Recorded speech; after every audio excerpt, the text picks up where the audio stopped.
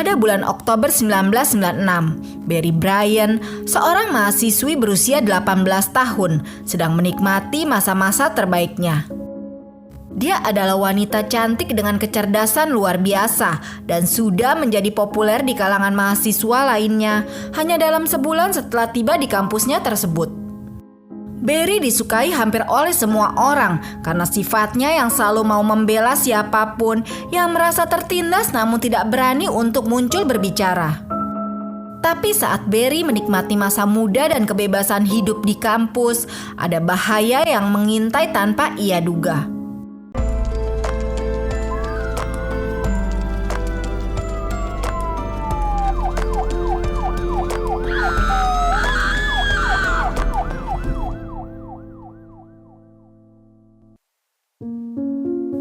Kejadian yang mengarah pada tragedi tersebut dimulai pada malam Jumat 4 Oktober ketika Barry dan temannya Jesse menghadiri acara di kampus. Acara ini bertujuan untuk memberi kesempatan mahasiswa baru berbaur dan mengenal satu sama lain. Di tengah pesta, Barry mengatakan bahwa dia akan keluar sebentar tapi akan segera kembali.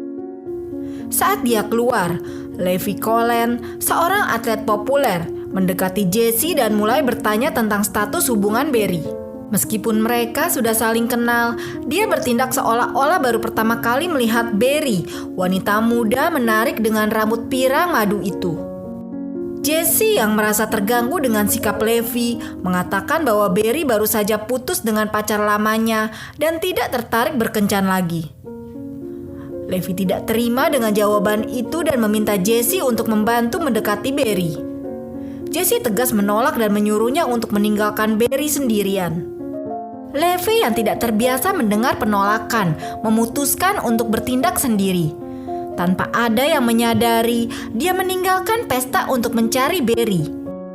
Tepat setelah tengah malam, Jesse yang sudah kembali ke kamarnya menerima telepon dari asisten penghuni di asrama tetangga yang mengatakan bahwa Barry melewatkan jam malam.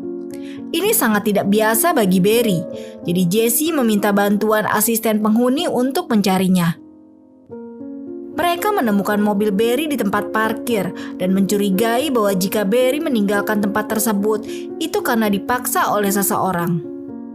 Ketika ibu Barry, Sharon, mendengar telepon berdering di tengah malam, dia langsung merasa ada yang tidak beres. Setelah mengetahui bahwa putrinya hilang, dia mulai menelepon setiap rumah sakit di sekitar. Kekhawatirannya semakin menjadi-jadi ketika dia diberitahu bahwa tidak ada seorang pun yang sesuai dengan deskripsi Barry yang dirawat di rumah sakit. Saat mencari putrinya, ia teringat ketika ia dan Ryan, adik laki-laki Barry, mengantarkan Barry ke kampus beberapa minggu sebelumnya. Ia teringat bagaimana mereka mengucapkan selamat tinggal satu sama lain, yang mana mungkin itu akan menjadi perpisahan mereka untuk selamanya. Pada saat yang hampir bersamaan dengan pencarian Barry, Collen muncul di asramanya dengan berlumuran noda merah. Ketika teman sekamarnya menanyakan apa yang terjadi, dia mengaku bahwa dia terlibat dalam perkelahian dengan seorang pria yang belum pernah dia temui sebelumnya. Dia bilang bahwa perkelahian itu tidak terkendali, sehingga dia terpaksa membela diri dengan pisau yang selalu dibawanya.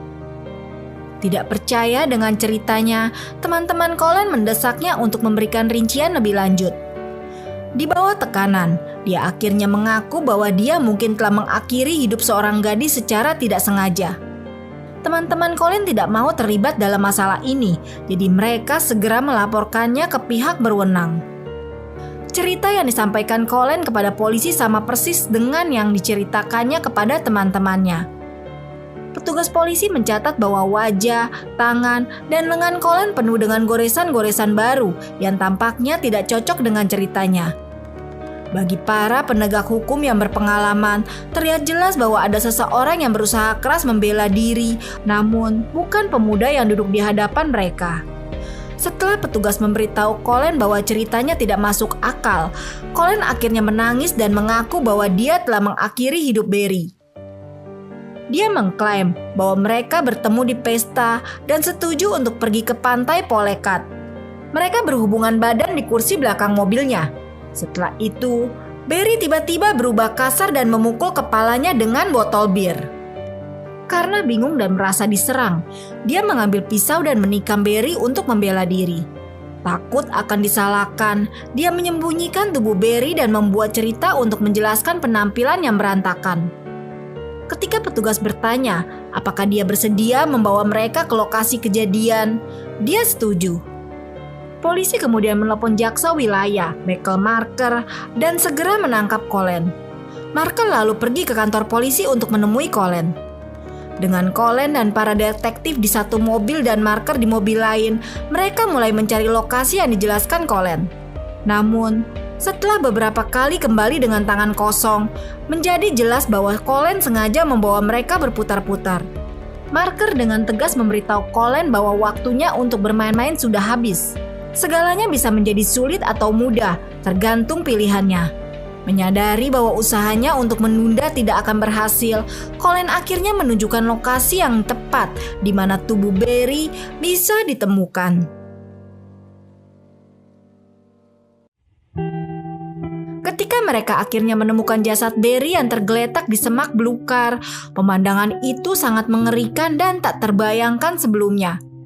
Bertentangan dengan klaim Colin yang mengatakan bahwa ia bertindak hanya untuk membela diri, jelas bagi semua orang yang hadir bahwa wanita muda yang tubuhnya hancur tersebut telah menjadi korban serangan yang sangat brutal. Setelah lokasi ditemukan dan bukti kejahatan terlihat nyata di depan mata mereka, polisi segera menangkap Colin. Tanpa ada keraguan lagi, mereka memborgolnya di tempat dan membawanya ke tahanan. Setelah penangkapan Colin, dia segera dibawa ke kantor polisi untuk diinterogasi. Di ruang interogasi, Colin duduk dengan gelisah di hadapan para detektif. Pada awalnya, dia tetap bersikukuh pada cerita awalnya tentang pembelaan diri. Namun para detektif dengan sabar dan tegas mulai membeberkan bukti-bukti yang mereka miliki. Mereka menunjukkan bahwa luka-luka di tubuh Colin tidak sesuai dengan cerita perkelahiannya dengan seorang pria asing. Sebaliknya, goresan-goresan itu lebih cocok dengan upaya Barry untuk membela diri. Bukti forensik dari jasad Barry mengungkapkan luka-luka yang konsisten dengan serangan yang brutal, bukan sekedar pertahanan diri. Detektif juga menunjukkan adanya jejak noda merah dan serat dari pakaian Barry di lokasi kejadian, menunjukkan bahwa serangan tersebut terjadi di semak-semak, bukan di tempat umum seperti yang diceritakan Colin. Pemeriksaan medis juga menentukan bahwa Barry telah diperkaos dengan kejam sebelum kehilangan nyawanya. Tangan dan lengannya dipenuhi dengan luka-luka pertahanan dan kuku-kuku jarinya ditemukan patah dengan cepat. Hasil pemeriksaan tersebut sesuai dengan apa yang telah diketahui oleh para detektif, yaitu bahwa mahasiswi tersebut telah berjuang keras untuk hidupnya. Dengan tekanan bukti yang begitu kuat, Colin akhirnya runtuh dan mengakui apa yang sebenarnya terjadi pada malam tersebut.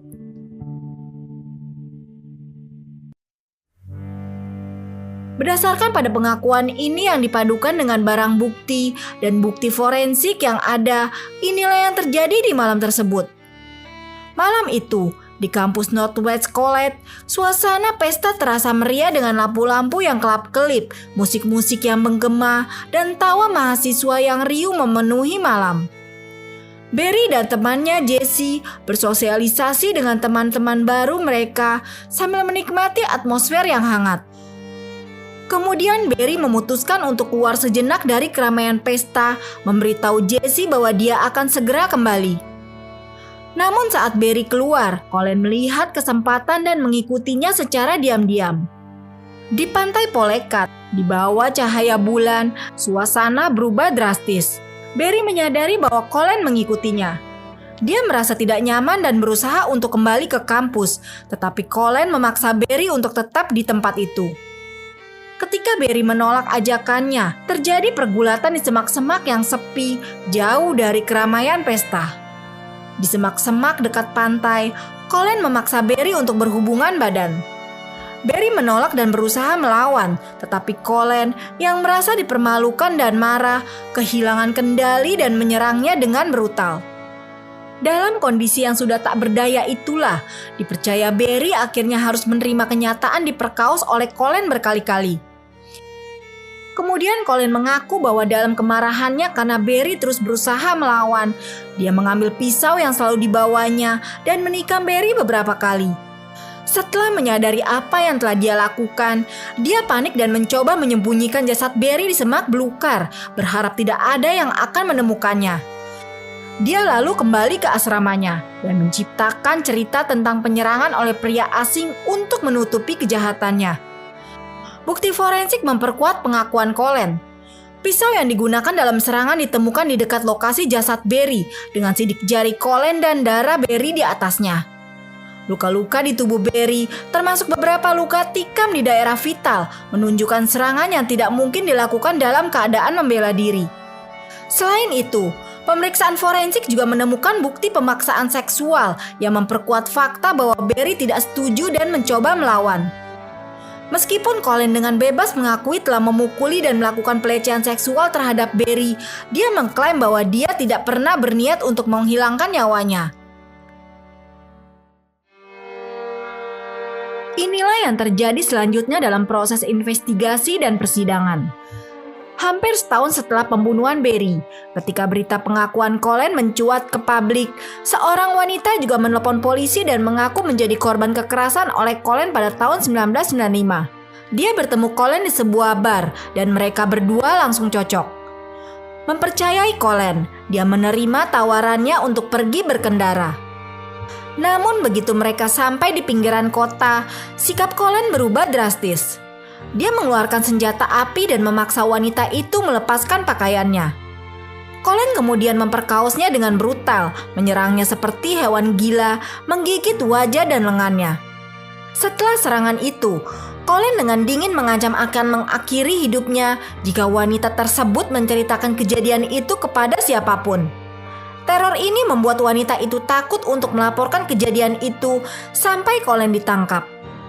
Ketika kasusnya dibuka, Levi Colin yang saat itu berusia 19 tahun memilih untuk tidak mengikuti proses pengadilan.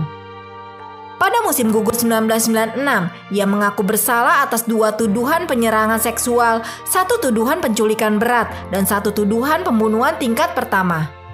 Pada tanggal 27 November, pembunuh Barry dijatuhi hukuman 3 kali seumur hidup, memastikan bahwa dia tidak akan pernah bebas lagi.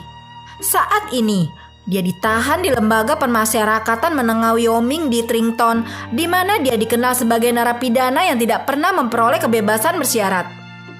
Untuk memperingati 25 tahun kematiannya, sebuah beasiswa didirikan atas nama Barry pada tahun 2021. Pada musim semi tahun 2022, Barry Bryant Memorial Park dibangun di kampus Northwest College di Powell, Wyoming, lengkap dengan sebuah bangku yang didedikasikan untuk mengenangnya.